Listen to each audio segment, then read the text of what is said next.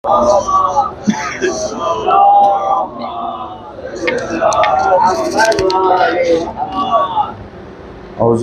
मिनश्शैतानिर्रजीम। बिस्मिल्लाहिर्रहमानिर्रहीम।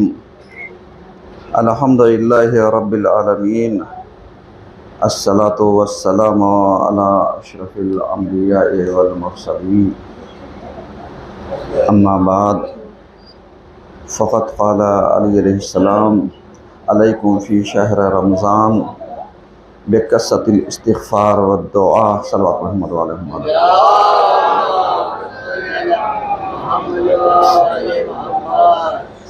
अज़ीज़ान गिरामी, आज के पहले खुतबे को, जिसमें बहुत सारी बातें और बहुत सारे मौज़ूआत जिसको जमजूर किया गया है, क्योंकि माह मुबारक रमज़ान में ये जुमा है और इस जुमे का जो उन्वान है वो यही कि माह रमज़ान खुद साज़ी का महीना है। इस मौजू पर हमारी गुफ्तगू चल रही है, जारी है। हुज़ूर वाला अगर आप मुलाहिज़ा फ़रमाएँ और आपके अज़हान आलिया में हो तो हमने आपकी खिदमत में अर्ज़ किया था कि माह रमज़ान ये वो चांस है जिसमें हम अपने आप को संवारते हैं, आरास्ता करते हैं, अपने आप को अल्लाह की तरफ ले जाने की कोशिश करते हैं, ताकि हमारे आमाल, हमारा रहन सहन, हमारी ज़िंदगी का तर्ज़ अमल, हमारा तौर तरीक़ा सब अल्लाह के लिए हो। क्योंकि ये माह रमज़ान में हम अल्लाह के मेहमान हैं और मेहमानी का लाज़िमा ये है कि हम उन चीज़ों की रियायत करें जो अल्लाह हमसे चाहता है। कोशिश करें कि माह रमज़ान में हमारी ज़ात से किसी का दिल ना दुखे, क्योंकि अल्लाह ने किसी और के ऊपर कुछ आयत किया हो या ना किया हो, अगर हमने तौहीद का इकरार कर लिया है, कलमा पढ़ लिया है, पैगंबर की पैगंबरी का इकरार करते हैं, तो फिर हमें कुरान की तालीमात पर, पैगंबर की तालीमात पर, अल्लाह की तालीमात पर हमें अमल करना चाहिए। क्योंकि अल्लाह से ही हमें अजर लेना है, अल्लाह से ही हमें जज़ा लेना है, अल्लाह से ही हमें इनाम लेना है। क्योंकि माह मुबारक रमज़ान की इबादतों का सिला ना कोई बंदा दे पाया है और ना दे सकता है। किसी बंदे में इतनी ताकत और जुर्रत नहीं है कि वो ये कह सके कि मैं रमज़ान मुबारक में की गई इबादतों का तुम्हें सिला या इसका इनाम देना चाहता हूँ। क्योंकि अल्लाह ने जब हमारे सोने को इबादत में तब्दील कर दिया, हमारी सांसों को तस्बीह में तब्दील कर दिया और हमारे उठने बैठने को हर लम्हा इबादत पर शुमार करना उसने लाज़िमा करार दे दिया है, तो फिर हमारी ज़िम्मेदारी ये होती है कि हम भी अल्लाह के लिए हो जाएं। जैसा वो चाहता है, जैसी उसकी मर्ज़ी है, जैसा उसका मंशा है, वैसे ही हो जाएं। क्यों? इसलिए कि ये दुनिया जिसमें हम ज़िंदगी बसर कर रहे हैं, जिसमें हम जी रहे हैं, ये किसी बंदे की बनाई हुई नहीं है। इसको किसी बंदे ने नहीं बनाया है, बल्कि इसको अगर बनाया है या पैदा किया है तो वो सिर्फ़ और सिर्फ परवरदिगार है, वो सिर्फ़ और सिर्फ खुदा है। तो जिस ज़मीन के ऊपर हम ज़िंदगी बसर कर रहे हैं, हम किसी भी एतबार से हो, हमें हर हालत में अल्लाह की इबादत करते रहना चाहिए। क्योंकि हम उसकी ज़मीन के ऊपर चल रहे हैं, फिर रहे हैं, ज़िंदगी बसर कर रहे हैं। तो फिर हमारी ज़िम्मेदारी ये होती है कि कम से कम हम अल्लाह के लिए, कि जिसने हमें ज़िंदगानी जैसी नेमतें दी हैं, ज़िंदगी दी है, जिसने हमें लाइफ दिया है, तो कम से कम हम उसका शुक्रिया तो अदा कर सकें। और अगर हम इतना कर लेते हैं तो यकीनन हमें ज़मीन पर जीने का हक़ है। और अगर ये चीज़ें खुदा न खास्ता हम इससे गाफिल हैं या अदा नहीं कर पा रहे हैं, तो यकीनन ज़मीन के ऊपर जो हम ज़िंदगी बसर कर रहे हैं तो शायद हम इसका हक़ भी नहीं अदा कर पाएंगे। यानी जहन में रखिएगा, क्यों? क्योंकि उन्वान जहन में हो कि माह रमज़ान खुद साजी का महीना है। खुद साजी यानी अपने आप को बनाना, अपने आप को आरास्ता करना। और ये रमज़ान जो 2024 में आया है, और ये तकरीबन देखा जाए तो माह मुबारक रमज़ान का ये तीसरा जुमा है। और अल्लाह ने इस जुमे को, यानी जो भी जुमे का दिन आता है, फ्राइडे का दिन आता है, इसको अल्लाह ने सैयदुल अय्याम करार दिया है। इसको अल्लाह ने दिनों का सरदार बनाया है। क्यों? ताकि जब हम दिनों के सरदार में इबादत करेंगे तो हमारी इबादतें दुगनी हो जाती हैं, यानी उसका सवाब दुगना हो जाता है।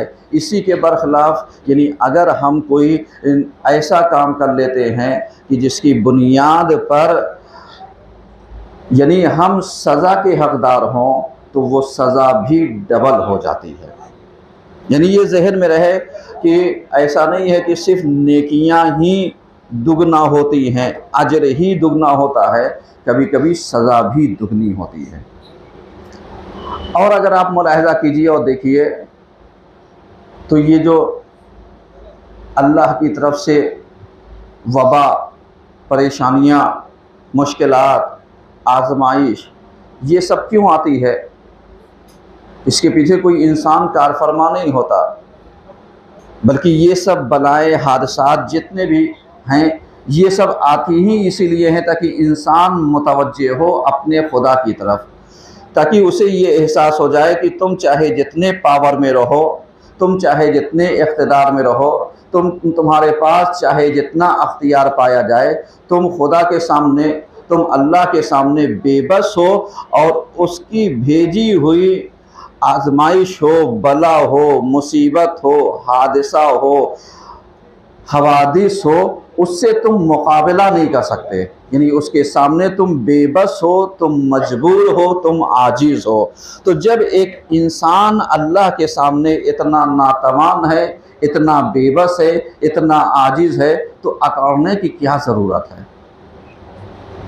जबकि कुरान बार बार यही कहता है, बिस्मिल्लाहिर्रहमानिर्रहीम, इबादुर्रहमान, अल्लाह के वो बंदे, अल्लज़ीना यमशूना अलल अर्ज़ि हौना, कि जो ज़मीन पर आहिस्ता आहिस्ता चलते हैं। यानी इसका मतलब ये हो गया कि अल्लाह कुरान में इस चीज़ को वाज़े कर दे रहा है कि जिसके कदम ज़मीन के ऊपर अकड़ के साथ ना फिरे, वो अल्लाह का मुखलिस तरीन बंदा है। लेकिन अगर कोई ज़मीन के ऊपर अकड़ करके चल रहा है तो वो चैलेंज कर रहा है किसको? अल्लाह को। अब जाहिर सी बात है, तुम चाहे जितने पावरफुल हो जाओ, सिर्फ अल्लाह अभी इंसान के बॉडी का टेम्परेचर बढ़ा दे, कुछ ना करे, सिर्फ बॉडी का टेम्परेचर बढ़ा दे, या इंसान के अंदर पाई जाने वाली गिलाज़त और नजासत और गंदगी जो उसके पेट में है, इसके सिस्टम को वो बिगाड़ दे, फिर इंसान अपनी अकड़ पर बाकी रहे तो जाने। इतना मजबूर है इंसान, फिर अकड़ता किस बात पर है? ऐठता किस बात पर है? और चाहे जितनी जिंदगानी लेकर के आए हो, चाहे जितनी जिंदगानी इंसान लेकर के आया हो, चाहे जितनी लाइफ लेकर के आया हो, उसे पलट करके जाना ही तो अल्लाह की बारगाह में है। अब जब जाना है तो जाहिर सी बात है, अगर आपको पता हो कि साहब हमें पलट करके अपने घर ही पहुंचना है, मैं मिसाल दे रहा हूँ, घर पहुंचना है, तो आप बताइए, आप लो अपने घर से लगाएंगे या किराए की जगह है उससे लगाएंगे? मैं और आसान कर देता हूँ, मिसाल देता हूँ, जैसे आप किसी जगह परदेश में जाइए, किसी जगह पर ज़ियारत पर जाइए, किसी जगह पर आस्था के लिए जाइए, किसी जगह पर आप अपनी इबादत के लिए जाइए, तो जहाँ पर आप जा रहे हैं तो क्या वहाँ पर वो आपकी हमेशगी जगह है? नहीं। वहाँ पर आप जाएंगे तो आप पैसा देंगे, होटल बुक करेंगे, जैसा पैसा देंगे, जैसा होटल बुक करेंगे, वैसे ही आपको फैसिलिटी मिलेगी। सही है। लेकिन हो सकता है वक्ती घर से अच्छा आराम मिल रहा हो, बिछा बिछाए बिस्तर है, साफ़ सुथरा बिस्तर है, साफ़ सुथरा रहने की जगह है, हर चीज़ से आसाइशें भरी हैं, और हर कोई आगे पीछे सर सर करता हुआ आपसे मुखातब हो रहा है, तो आप कह रहे हैं साहब ये जिंदगानी बहुत अच्छी है। लेकिन कई दिन की, जितने दिन आपका ये बुक होगा, जितने दिन ये आपका कंफर्म होगा और आपने पेड किया होगा या किसी ने पेड किया होगा, उतने ही दिन तो आप के आगे पीछे सब सर सर करेंगे, और उसके बाद जब आप पलट करके अपने घर आएंगे तो वही आप होंगे, वही आपका घर होगा। तो अब वहां पर आपको कोई बार बार सर कहने वाला नहीं होगा। वो सजा सजाया, हाँ, घर को अगर जन्नत बनाया होगा तो क्या कहना। समझ में आ रहा है? अब इसी को पलटिए, मिसाल देता हूं इसी दुनिया से। इस दुनिया की मिसाल वैसे ही ले ली जैसे जहां पर आपको चंद दिन के लिए आना है। आपको पलटना किसकी तरफ है? जाना किसकी तरफ है? अल्लाह की तरफ। हम अल्लाह की तरफ से आए हैं, इन्ना लिल्लाहि व इन्ना इलैहि राजिऊन। सही है। यानी बेशक हम सब खुदा की तरफ से आए हैं और हम सबको खुदा की तरफ पलट करके जाना है। ये फार्मूला चाहे कोई माने या ना माने, लेकिन लागू सब पर है। कोई ये नहीं कह सकता साहब मैं अमृत पी करके आया हूं, हयाते अब्दी ले करके आया हूं, मैं आबे हयात पी करके आया हूं, मुझे मौत नहीं आने वाली है। तो कोई ऐसा शख्स नहीं मिलेगा कि जो ये कह सके कि साहब मैं इस वक्त से लेकर के क़यामत तक की मोहलत अल्लाह से मांग करके आया हूँ जिंदगानी की। ये और बात है कि शैतान को ला करके कोई बीच में ला करके रख दे कि साहब शैतान को अल्लाह ने मोहलत दी या नहीं दी। तो शैतान को 84,000 साल की इबादत के सिले में अल्लाह ने कहा जा, तुझे मैंने इला वक्त मालूम तक की मोहलत दी। यही तो है ना, वक्त मालूम तक की तुझे मोहलत दी, क्योंकि उसने 84,000 साल की इबादत का सिला मांगा था। ये रिवायतों के जुमले हैं जो मैं आपके सामने पेश कर रहा हूँ। तो अब कहने का मतलब ये है कि ये माह रमज़ान अल्लाह की इबादत का महीना है, अल्लाह के सामने सर झुकाने का महीना है, अल्लाह की ज़मीन के ऊपर सजदा करने का मौका है। अब अगर कोई अल्लाह की इस ज़मीन के ऊपर सजदा करने से या इबादत करने से यानी अगर रोकता है, तो आप सोचिए वो किसको चैलेंज कर रहा है। ये एक सोचने का मकाम है, क्योंकि कोई भी हमेशा की ज़िंदगी लेकर के नहीं आया है, उसे पलट करके जाना अल्लाह की बारगाह में है। ये और बात है कि अल्लाह की बारगाह में मरने के बाद हर कोई जाता है, जिसका जहाँ जहाँ मस्कन होगा, जहाँ जहाँ जगह सब जाएगा, लेकिन पलटेगा अल्लाह की तरफ, जाएगा अल्लाह की तरफ, क्योंकि कोई चीज़ मिटने वाली नहीं है, कोई चीज़ फना होने वाली नहीं है। और ये सारी चीज़ें अल्लाह ने हर वक्त इंसान को मुहैया नहीं किया, बल्कि अपना मेहमान 12 महीने नहीं बनाया, 1 महीना बनाया है। तो जब 1 महीना बनाया है तो हम सबको कि जो अल्लाह पर यकीन रखते हैं, अल्लाह का कलमा पढ़ते हैं, अल्लाह की वहदानियत का इकरार करते हैं, नबी की नबूवत का कलमा पढ़ते हैं, इमामत का इकरार करते हैं, क़यामत को मानते हैं, अदालत को मानते हैं, सारी चीज़ों को मानते हैं, तो फिर हमारी ज़िम्मेदारी कितनी। ये एक लम्हे फ़िक्रिया है हर मुसलमान के लिए कि जो शख्स भी अल्लाह की इबादत करने के लिए माने होता है, ये एक लम्हा है। क्या तुम पलट करके अल्लाह की बारगाह की तरफ नहीं जाओगे? क्या तुमसे सवाल नहीं किया जाएगा? क्या तुमसे पूछा नहीं जाएगा? सबसे सवाल किया जाएगा। क्यों? आज आप ज़रा सा मैं एक मिसाल देता हूँ अपनी बात को और वाज़ेह करने के लिए। मसलन एक छोटा सा बच्चा अगर मस्जिद में आकर के बैठ जाए और अपनी जगह ले ले, किसी को भी जबरदस्ती उसको उठाने का अधिकार नहीं है। ये है अल्लाह का दिया हुआ पावर। गौर कर रहे हैं? ये है अल्लाह का दिया हुआ अधिकार कि अगर एक बच्चा भी इबादत के लिए मस्जिद में आ जाए और अपनी जगह ले ले कि साहब मैं इबादत करना चाहता हूं, तो उसको उसकी मर्जी के बगैर हटाया नहीं जा सकता, उसको उसकी मर्जी के बगैर निकाला नहीं जा सकता। तो अब आप सोचिए, अल्लाह ने जब एक इंसान को इतना बड़ा पावर दे रखा है कि हम जब इबादत करने के लिए अगर आ जाएं, बैठ जाएं, अपनी तस्बीह सजदा रख दें या अपना रुमाल या अपनी जगह मुअय्यन कर दें, तो वहाँ पर दूसरा इंसान अगर नमाज पढ़ ले तो उसकी नमाज नहीं मानी जाएगी। अब आप सोचिए कितनी पवित्र नमाज है, कितना पाकीज़ा महीना है कि जो अल्लाह ने ये माह मुबारक रमज़ान हम सबको अता किया है। गौर कर रहे हैं? जरा सा आप इस चीज को समझिएगा। ये मौलाना अलमदार की बातें नहीं हैं, ये बल्कि वहां से ऊपर से आए हुए सारे उद्देश्य है जिसको हर किताबों में पाया जाता है, जिसको पढ़ना चाहिए, जिसका मुताला करना चाहिए। और उसकी जिम्मेदारी तो सबसे ज्यादा बढ़ जाती है कि जो कुरान के ऊपर यकीन रखता है और उसके बाद अगर ऐसी हरकत करता है तो वो पलट करके देख ले कि वो चैलेंज किसको कर रहा है, वो टकरा किससे रहा है, कहीं अल्लाह से तो नहीं टकरा रहे हो।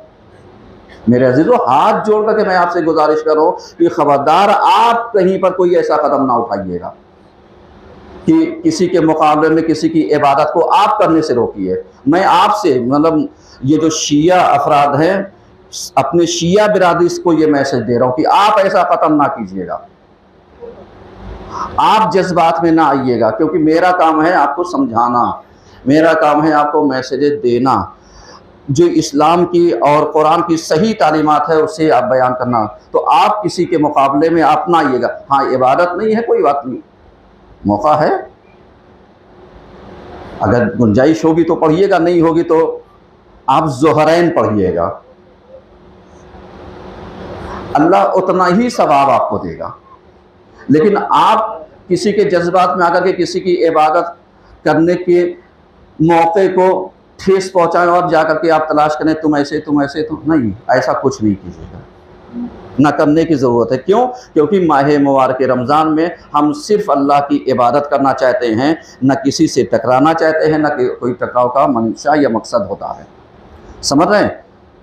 क्योंकि खुतबा रिकॉर्ड हो रहा है, मेरी बात कोई आधी अधूरी नहीं पहुँचाएगा कि मालूम या कोई साहब ले जाकर के लगा दे कि मौलाना अलमदार साहब का जो भाषण था वो ऐसे ही दे रहे थे।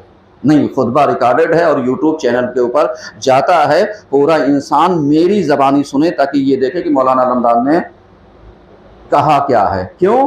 क्योंकि ये माह रमज़ान खुद साजी का महीना है। उन्वान ज़हन में रखिएगा। अब इसी उन्वान के तहत आप बताइए हमारा पहला इमाम कौन है? आसान, हमारा पहला इमाम और पहला पेशवा ज़ात अली इब्न अबी तालिब अलैहिस्सलाम।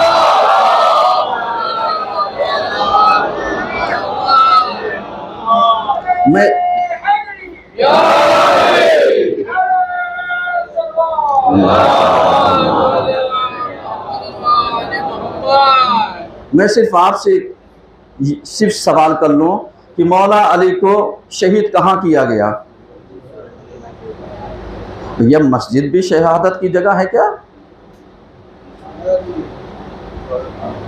सिर्फ हर ईमान रखने वाला इतना सोच ले कि मस्जिद इबादत की जगह है, शहादत की जगह नहीं है। तो अब आप ज़रा सा अंदाज़ा लगाइए कि जब हमारे पहले पेशवा को, पहले इमाम को, कि जो वसीए रसूल भी है, जो पैगंबर का दामाद भी है, उसको लोगों ने मस्जिद में नहीं छोड़ा, तो अब आप समझ लीजिए वहां पर मानने वाला कोई दूसरा नहीं था। ये एक बहुत बड़ा उस तारीख से जो सन 40 हिजरी में यानी शबे 19 में ज़रबत लगती है मौला को और 21 में आपकी शहादत होती है, ये जो शबे 19 आती है, 19 रमज़ान, तो अब आप ज़रा सा अंदाज़ा लगाइए कि अगर इसमें हमारे पहले इमाम की शहादत होती है तो सवाल हर कोई नहीं करेगा कि उनको मारने वाला कौन है, उनके सर के ऊपर ज़रबत लगाने वाला, तलवार मारने वाला कौन है। तो अब आप सोचिए कि लोगों को, मेरे अजीज़ों, लोगों को मस्जिद में आने की वजह से ना उनके ईमान को परखा जा सकता है और ना आने की वजह से उनके ईमान के ऊपर क्वेश्चन मार्क लगाया जा सकता है। समझ में आ रहा है? आप किसी डेली मस्जिद में आने वाले को ये नहीं कह सकते साहब ये बड़ा मुत्तकी परहेजगार मुल्ला हो गया है, नहीं। और जो नहीं आता है उसके ऊपर आप टैग नहीं लगा सकते हैं ये इसके पास ईमान नहीं है। जब ऐसे टेस्टर लगा करके आप खुले जहन से यानी इस्लाम की सारी तालीमात को और उसके सारी बातों को गौर व फिक्र कीजिएगा, तब समझ में आएगा कि इस्लाम हमें पैगाम क्या देता है। अब पैगंबर की एक हदीस पेश करके अपने मकसद को पूरा करना चाहता हूं और पहले खुतबे को मुकम्मल करना चाहता हूं कि जिसमें पैगंबर ने, हमारे आखिरी पैगंबर हज़रत मोहम्मद मुस्तफ़ा सल्लल्लाहु अलैहि वसल्लम ने, जिसे हम मोहम्मद साहब कहते हैं, इन्होंने जो उद्देश्य दिया है, जो बात कही है हदीस के सिलसिले, वो जानते हैं क्या दिया है? वो यही दिया है कि जो शख्स अपने मुसलमान भाई को अपनी ज़बान से या अपने हाथ से, समझिएगा, ज़बान से या अपने हाथ से महफूज ना रख सके वो मुसलमान नहीं है। जाइए हदीसें तलाशिएगा, इसमें बहुत सारी चीज़ें हैं। मन सलेमल मुस्लिमूना मिन लिसानिही व यदिही, मैं अरबी भी पढ़ दे रहा हूँ कि मुसलमान वो नहीं है कि जिसके ज़बान से और उसके हाथ से दूसरा मुसलमान महफूज ना हो। यानी इसका मतलब ये है, पैगंबर की तालीमात ये है कि आप अपनी ज़बान को कंट्रोल में रखिए। हाथ का मतलब ये है कि आप अपने पावर का गलत और मिसयूज़ ना कीजिए, गलत इस्तेमाल ना कीजिए, क्योंकि हम सब, आप सब कलमा पढ़ने वाले हैं। और जब कलमा पढ़ लिया, इकरार कर लिया, तो जाहिर सी बात है फिर हम ना जुल्म करते हैं और ना जुल्म सहते हैं। औज़ु बिल्लाहि मिनश शैतानिर रजीम, बिस्मिल्लाहिर रहमानिर रहीम, वल अस्र इन्नल इंसाना लफ़ी खुस्र इल्लल लज़ीना आमनु व अमिलुस सालिहाति व तवासौ बिल हक़्क़ि व तवासौ बिस सब्र।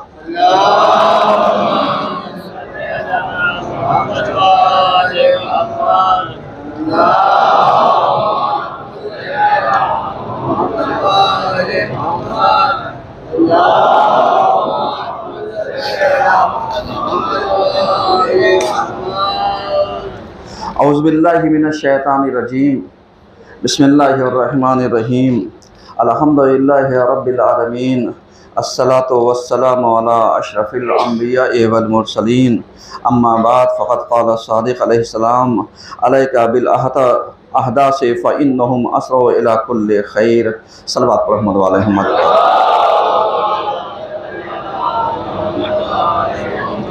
अज़ीज़ान गिरामी, आज के दूसरे खुतबे में सिलसिले मबाहिस को आगे बढ़ाते हुए हमारी गुफ्तगू इस उन्वान पर जारी है कि नौजवानों की अहमियत व अज़मत। हुज़ूर वाला, चूँकि आज हमारे यहाँ सबसे बड़ी मुश्किल ये है कि अगर हम बड़े या बुज़ुर्ग हो गए तो हम जवानों और नौजवानों से गाफिल हो जाते हैं और कम से कम जो एहतराम से हमें पेश आना चाहिए हम उसका भी लिहाज नहीं कर पाते हैं। जबकि हकीकत यह है कि हम अल्लाह के महीने में नौजवानों को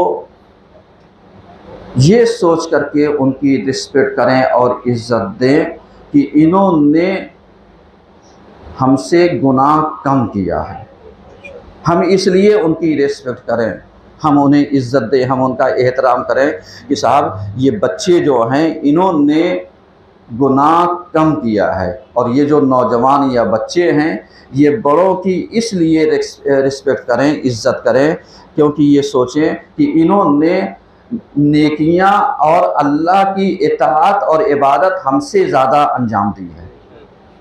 ये दो फार्मूले अगर आज हमारी समाज में राइज हो जाए तो ना बड़ा छोटे को झिड़केगा और ना छोटा बदतमीज़ी से बड़ों के साथ पेश आएगा। जबकि हकीकत ये है कि आप ज़रा सा गौर व फिक्र कीजिए और ज़रा सा देखिए तो आपकी समझ में आएगा कि ये जो माह मुबारक रमज़ान है कि जिसमें हम लोग बाद औक़ात जब अफ्तार का वक्त आता है तो एक दूसरे को गैज़ व गज़ब की निगाहों से ना देखें। मेरे अजीज़ों, मैं हाथ जोड़ करके आपसे गुजारिश कर रहा हूँ, हाथ जोड़ करके आपसे रिक्वेस्ट कर रहा हूँ कि आप एक दूसरे को हालत गैज़ व गज़ब में ना देखिए, तीखी निगाहों से ना देखिए, या एक लफ्ज़ और कहूँ, उसको हक़ीर या कमतर या गिरी हुई नज़र से ना देखिए, क्योंकि वो अल्लाह के घर में आपकी अफ्तारी के लिए आपकी खातिर नहीं आया है। ये बहुत बड़ा मैसेज है। समझ में आ रहा है कि हर आने वाले को हम ये सोचें साहब ये आने वाला सिर्फ अफ्तारी के लिए आ रहा है। नहीं, तुम ये सोचो जब तुम्हें मौका दिया जाता है तो क्या तुम सुधरने के मौके को गंवा देते हो? भाई, अगर कोई इंसान 11 महीने अल्लाह की इबादत सही तरीके से नहीं कर पाया है,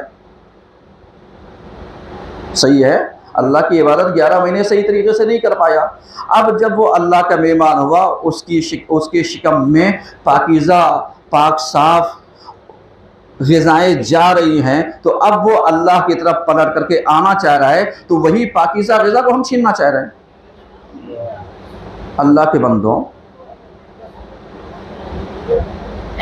हमारी सोच कैसी हो गई है, हमारी मेंटालिटी कैसी हो गई है कि हम यानी अफ्तारी के ऊपर कहीं झगड़े कर लेते हैं, कहीं नज़रियाती अख्तिलाफ पेश कर देते हैं, कहीं मालूम लिया एक दूसरे की अफ्तारी को वो कर लेते हैं। मेरे अजीज़ों, यानी ये चीज़ें एक ईमानदार, एक रोज़ेदार, एक इताअत गुज़ार, एक फरमाबरदार इंसान से ये उम्मीद नहीं की जा सकती कि वो कोई ऐसा कदम उठाएगा। आप तो सोचिए, वो इस्लाम, वो बातें, वो चीज़ें कि जहाँ पर इस्लाम ये कहता है कि साहब रास्ते में चल रहे हो, अगर रास्ते में कांटा पड़ा है तुम रास्ते से कांटे को हटा दो, रोड के ऊपर चल रहे हो, रोड के किनारे पत्थर पड़ा हुआ है, तुम पत्थर को किनारे कर दो, तो यहाँ पर तुम्हारी वैल्यू कम नहीं हुई है, बल्कि इस्लाम इन छोटी छोटी बातों पर तुम्हें इनाम दे रहा है, तुम्हें अजर दे रहा है कि अगर तुमने किसी को तकलीफ़ दे मौके से आपने बचा दिया ताकि कोई रास्ते में टकरा करके पत्थर से गिर ना जाए, लड़खड़ा करके ठोकर खा करके गिर ना जाए, तो अब आप सोचिए कि जहाँ पर हमारा कोई मतलब नहीं था फिर भी अल्लाह ने एक मतलब निकाला, हमें दिया। अब इसी को अगर आप ज़रा सा गौर व फिक्र कर लीजिए कि अगर दो रोज़ेदार बैठ करके आपस में रोज़ा अफ्तार कर रहे हैं और इत्तेफाकन कुछ ना हो, मैं फिर कह रहा हूँ इत्तेफाकन कुछ ना हो, तो एक मोमिन भाई को चाहिए अपने दूसरे मोमिन भाई को कम से कम पानी के जरिए अफ्तार तो करा सकता है ना। यहां पर भी अल्लाह ये कह रहा है कि साहब तुम पानी लेकर के अपने मोमिन भाई को पहले पेश करो ताकि तुम्हारा भाई तुमसे पहले अफ्तार कर ले। और यही नजरिया तुम्हारे भाई का भी होना चाहिए कि वो सोचे कि तुमसे, वो अपने से पहले तुम्हें अफ्तार करा दे। अगर ये मेंटालिटी पैदा हो जाए तो बताओ भाईचारा कहां जाएगा? सही है ना? मेल मोहब्बत कहां पर पहुंचेगी? आपस में भाईचारगी कहां पर पहुंचेगी?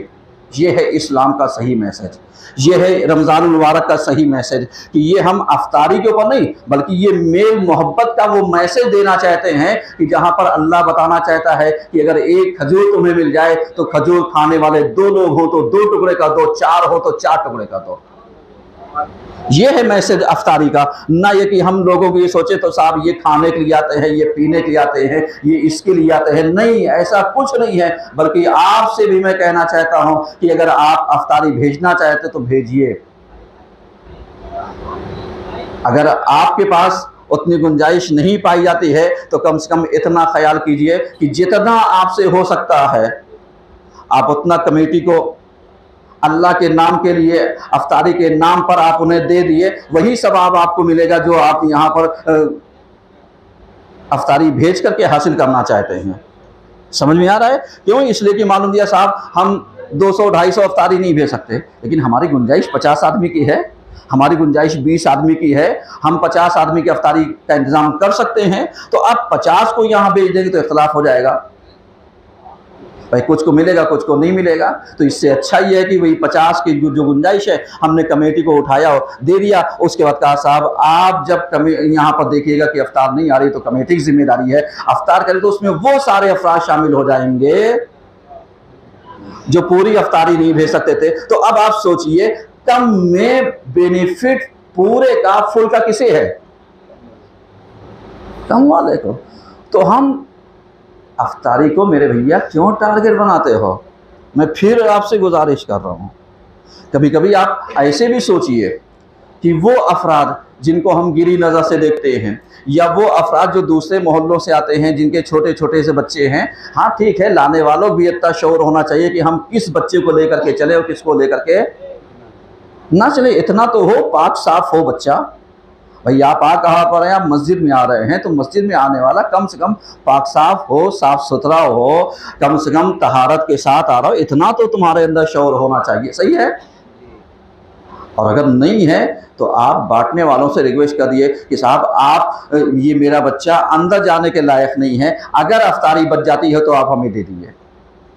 झगड़ा करने की जरूरत ही नहीं है, लड़ने की सही है ना? ये मैसेज सिर्फ जूही के लिए नहीं है, ये मैसेज चूंकि मेरा खुतबा पूरे वैसे जाता है, यूट्यूब पर जाता है, तो जहाँ जहाँ सुना जाए ये मैसेज सबके लिए है। कोई ज़रूरी नहीं कि जहाँ पर ये हादसा रूनुमा हो सिर्फ वहीं के लिए पाया जाता है, नहीं। कभी कभी आइंदा निगरी जो होती है, दूरअंदेशी, जिस बुनियाद पर हम मैसेजेस देना चाहते हैं और फ़ायदा उठाना चाहते हैं, उसका रीज़न यही है कि जहाँ पर प्रॉब्लम हो, चाहे आ चुकी हो या आने वाली हो, उसका सलूशन होना चाहिए।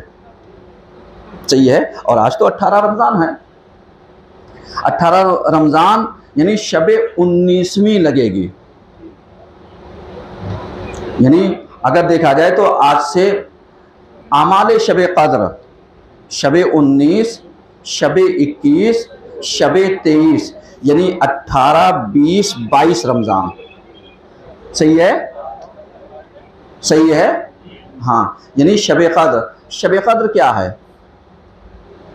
शब कद्र वो है कि जिसमें अल्लाह ने जिस शब में कुरान पाक को नाजिल किया है उसे कहते हैं शब कद्र। इन्ना अंज़लनाहु फी लैलतिल क़द्र। उसके बाद कहा जाता है वमा अदराका मा लैलतुल क़द्र, तुम क्या जानो कि लैलतुल क़द्र क्या है? लैलतुल क़द्र खैरुम मिन अल्फ़ि शहर, यानी लैलतुल क़द्र वो है जो 1000 रातों से बेहतर है। यानी इसका मतलब क्या हुआ? यानी इसका मतलब ये जो शब कद्र की रातें हैं ये 1000 रातों से बेहतर है। और हमारे पास साल भर में कितनी रातें होती हैं? 365 रातें। दिन हम अलग किए देते हैं, तो 365 देश का ही तो एक साल होता है ना, 52 या 53 हफ्ते ही तो एक वो कहलाता है ना एक साल। तो अब इस तरीके से अगर आप गौर व फिक्र कीजिए तो ये जो शब कद्र है जिसमें इबादत करनी चाहिए, और इस इबादत के लिए देखिए ये इबादत आप अपने घर पर भी कर सकते हैं।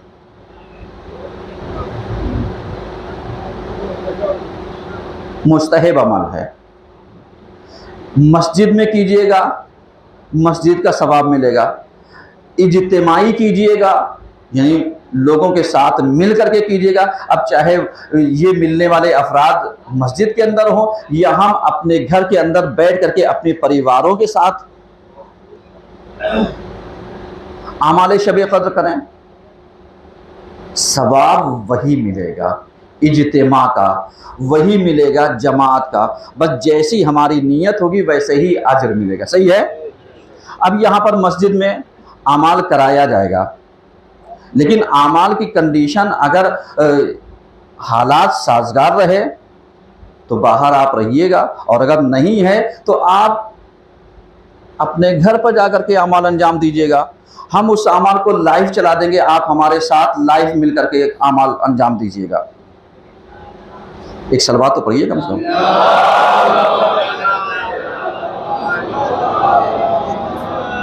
समझ रहे, क्योंकि शब कद्र किसी से मिस नहीं होनी चाहिए, किसी से छूटनी नहीं चाहिए, क्योंकि ये 1000 रातों पर क्या है, बेहतर है। 1000 रातों से उसके बाद क्या है, खैरुम मिन अल्फे शहर,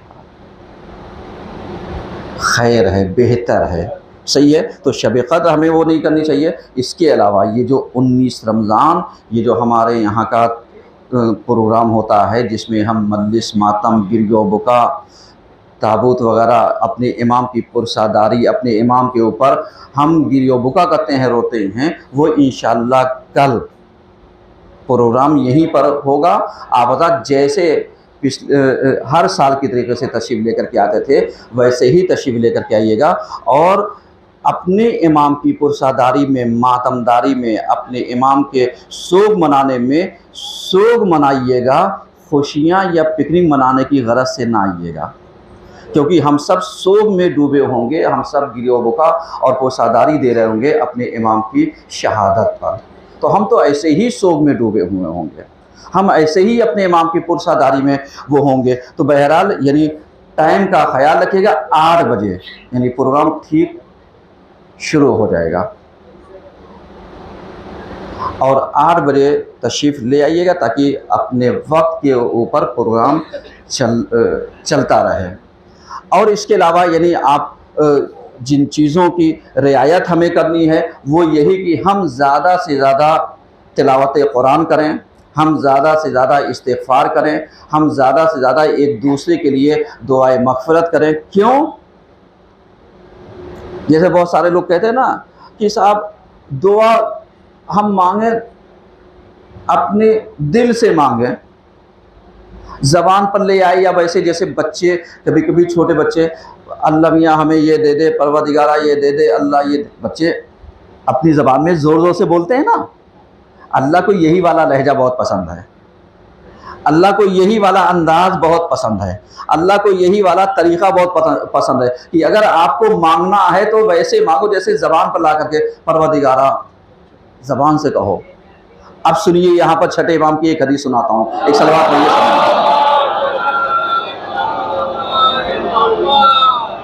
हमारे छठे इमाम इमाम जाफ़र सादिक़ अलैहिस्सलाम ने इरशाद फरमाते हैं कि सुबह के वक्त, सहर के वक्त इमाम नमाज़ पढ़ रहे थे, और नमाज के बाद जब दुआ मांग रहे थे तो इतनी तेज़ मांग रहे थे कि उनके अहले खाना सुन रहे थे। इसका मतलब क्या हुआ कि अगर हम अपने घर में नमाज पढ़ रहे हों, जा नमाज पर बैठे हों, तो इतनी आवाज़ में हम दुआ मांगे कि जो घर के अफराद हैं वो हमारी दुआओं को सुने। और इमाम मांग क्या रहे थे वो सुनिए, तमाम लोगों के लिए जो माह मुबारक रमज़ान में इबादत और रोज़ा रख रहे हैं उनके लिए बड़ा मैसेज दे रहा हूँ मैं, समझिएगा। वो क्या मांग रहे थे?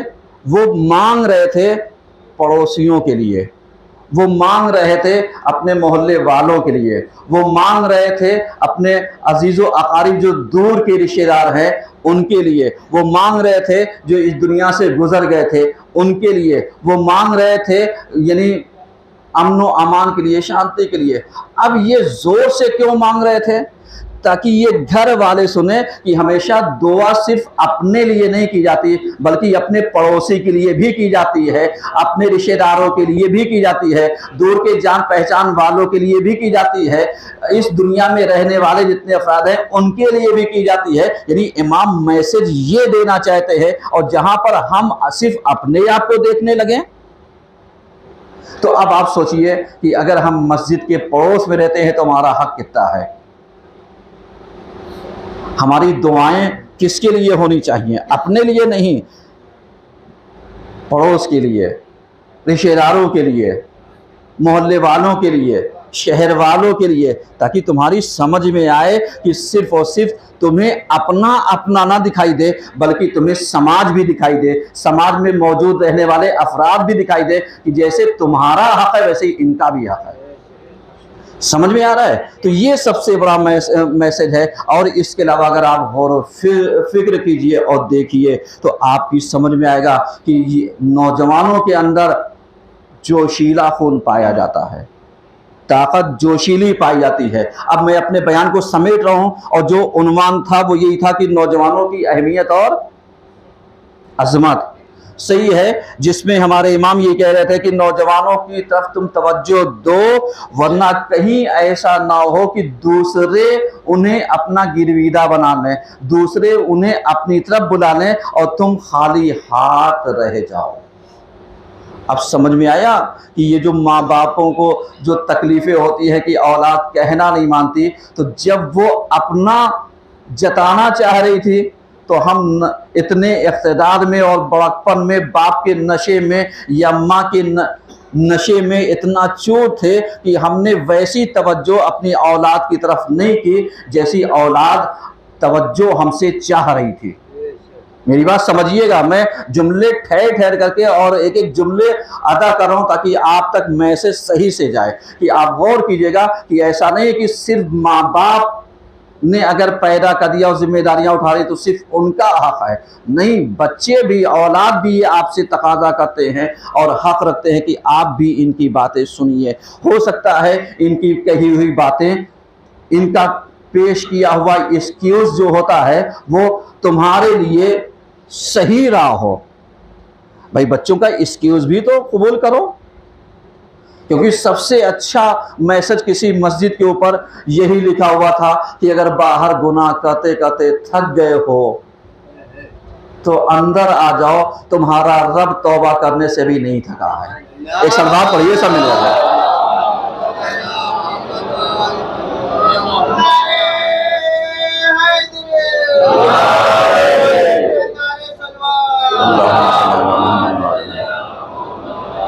तो हमें एक्सक्यूज जो है वो मान लेना चाहिए, चाहे औलाद का हो चाहे दूसरों का हो, क्योंकि एक्सक्यूज मान लेंगे तो अल्लाह की बारगाह में जब हम चाहते हैं कि तौबा हमारी कबूल हो, वो हमारे गुनाह माफ करें, तो हम भी अपने बच्चों के, रिश्तेदारों के, अजीज़ व क़ारिब के अगर वो एक्सक्यूज पेश कर रहा है तो हम उसे क्या कर लें, कबूल कर लें। औज़ु बिल्लाहि मिनश शैतानिर रजीम, बिस्मिल्लाहिर रहमानिर रहीम, इन्नल्लाहा व मलाइकतहु युसल्लूना अलन नबी या अय्युहल्लज़ीना आमनू सल्लु अलैहि व सल्लिमू तस्लीमा।